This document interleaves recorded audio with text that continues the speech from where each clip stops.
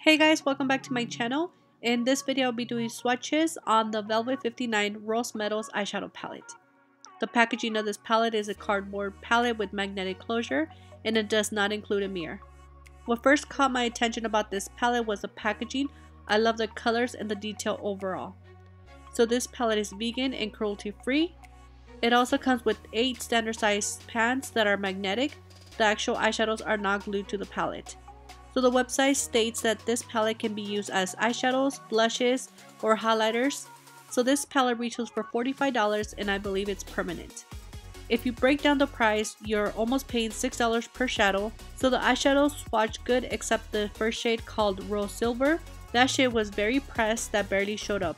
I had to really dig into the pan to get a swatch. So I received this palette for free from Octoly and Velvet 59 for review purposes, and I hope you guys find this video helpful. Let me know what you guys think, and I'll see you guys very soon on my next video.